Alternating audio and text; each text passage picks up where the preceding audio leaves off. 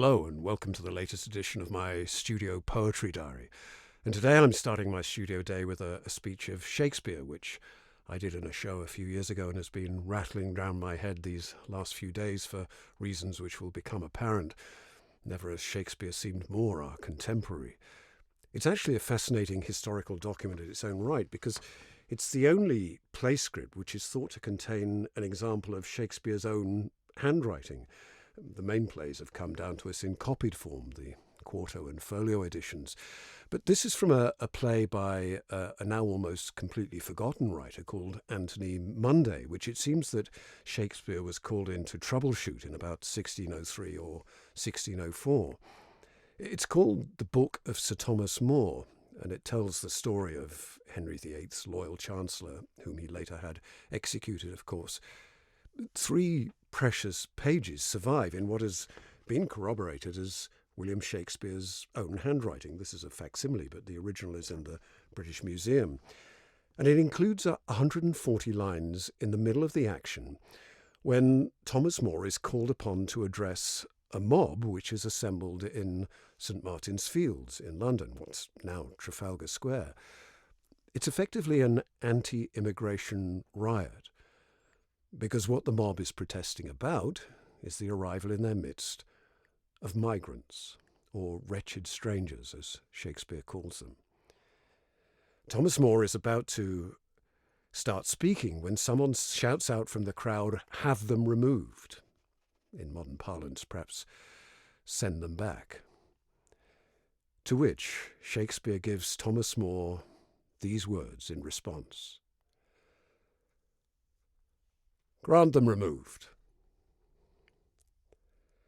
And grant that this your noise hath chid down all the majesty of England.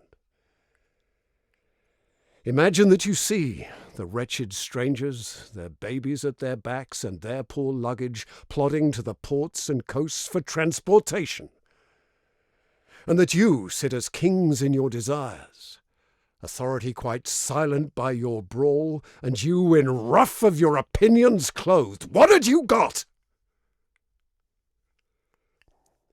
I'll tell you.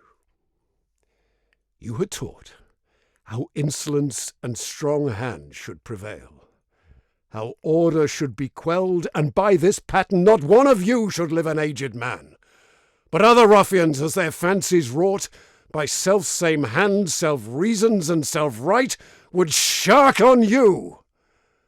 And men, like ravenous fishes, would feed on one another. Say now, the king, should so much come too short of your great trespass as but to banish you, whither would you go? What country by the nature of your error should give you harbour? Go you to France or Flanders? To any German province? To Spain or Portugal? Nay, anywhere that not adhere to England? Why, you must needs be strangers. Would you be pleased to find a country of such barbarous intent that breaking out in hideous violence would not afford you an abode on earth? Whet their detested knives against your throat, spurn you like dogs, and like as if that God owed not nor made not you, nor that the elements were not all appropriate to your comfort, but chartered unto them? What would you think to be thus used?